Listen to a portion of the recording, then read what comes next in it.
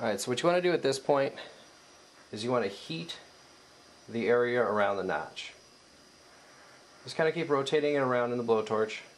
Kind of be mindful of where the blowtorch is pointed, because even though it's a short flame on there, it actually gives off a lot of heat in that direction. So if you're pointed at anything that's important, you might burn it. So obviously be careful. Like I said, you want to get this thing going. You notice the discoloration on here. Sometimes the discoloration is an indicator of heavy metal plating or stuff in there that's just really not good for you. So you really want to make sure that if you're making a bunch of these, or even one of them, you want to do it in a well ventilated area. I've got the garage open for this part of it, so that way I'm getting a little bit of wind coming through, and that's going to be all I need to get this out of here. I am also wearing a mask, which again, is just for the sake of, I'd like to do this for a long time, and it's really good to keep yourself safe. It only takes a couple of seconds to put it on. I'm going to turn up the heat a little bit now and get rotating here. This is going to be a bit of a boring part, but you pretty much just wait for this guy to glow nice and red. And when it glows nice and red, you're going to fold it over real fast and hit it with a hammer on the back side. You want to do this on an anvil if you've got it. A lot of vices have a little anvil patch on the back of it, but if you don't have a little anvil patch, and you're like me and you have a cement bottom to the garage that you're standing in, basically you're standing on a big anvil. So you can fold it over real fast, give it a few quick whacks with the hammer, and that'll go ahead and get it set for you. But again, we're just going to keep rotating this, and keep on moving it through the fire here until we get it nice and red. And I do apologize for the video's sake. It does take a couple minutes to get this thing going. I was going to preheat it a little bit, but it's going to be a pain in the butt then to start filming and that. But again, just keep kind of rolling through. We're starting to glow just a shade here. You want to kind of go, right around the edge of your flame. That's going to be the hottest point. Right where the smaller cone of flame meets the bigger cone. And you kind of work your way through, rotating. Keep it going. And again, what we're going to wind up doing is taking this thing once it gets nice and red, and it's actually starting to glow a little bit now. We're going to take this thing once it gets nice and red, and we're going to move it right down to the ground in my case, just because I've got a couple of things on my vise right now.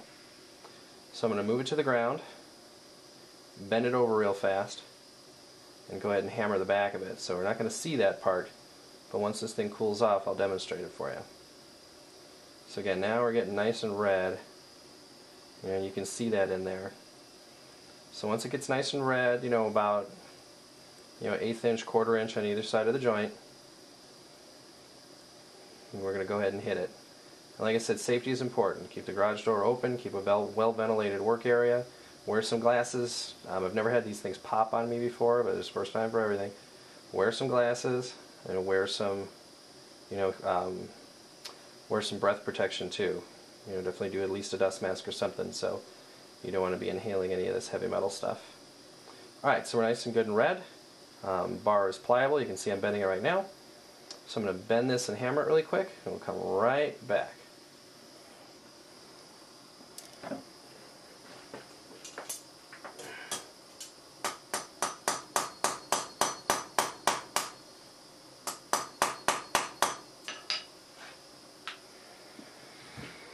Okay, so here's what the rod looks like after it's been bent over.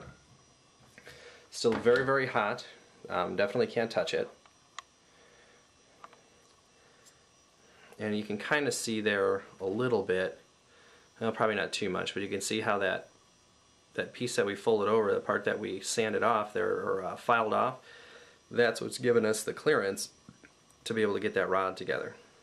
Alright, so I'm going to let this cool, and we'll come back and show you what to do with the ends of it here. Alright, one last thing on the rod that you bent. Resist the urge to dip it in water to help cool it down and speed things up. Because what you don't want to do is cool it down too fast. If you heat metal and you cool it down really fast, what you do is harden it. And hardening sounds good, but when you harden stuff, you also make it brittle. So the last thing that you want is to have that rod buried deep inside of the neck, and then you've got this tiny little brittle corner that you're working on, and this brittle little bend that's taking a lot of force, when you're adjusting that truss rod. So the last thing you want to do is have that thing be brittle, and under the forces and the stress of adjusting the truss rod, having that part break. because it's going to be very difficult to rescue the truss rod at that point and get a new one in there. So the next thing that you need, like I said, now that's sitting on the side and cooling. I'm just going to let it cool until it's done. We're just at room temperature here.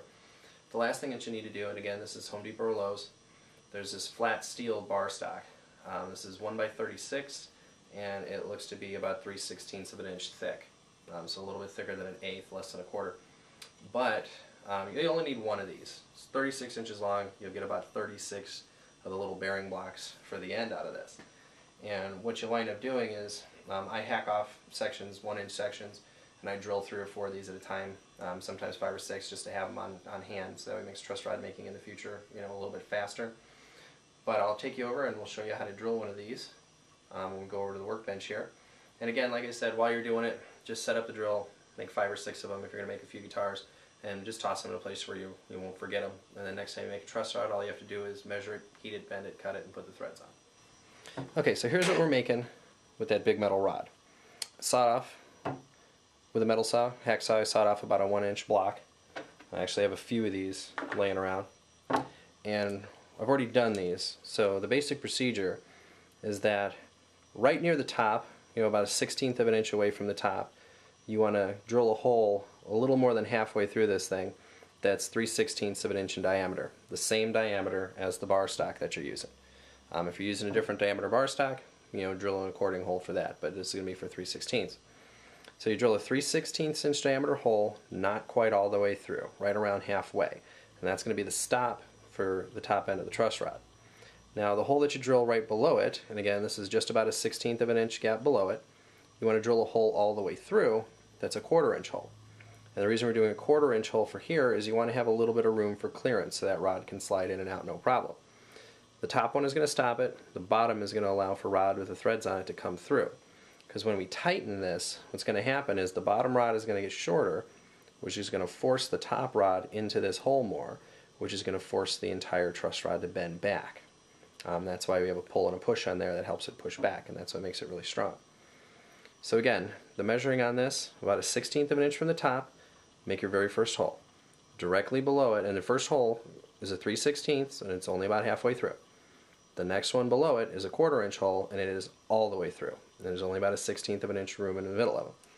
Now I leave these big like this, and the reason that I do that is so that way there's a really big bearing surface against the back of here for when I torque this nut down, that it really gets pushed in here well, and there's enough force so that way the rod will bend no problem.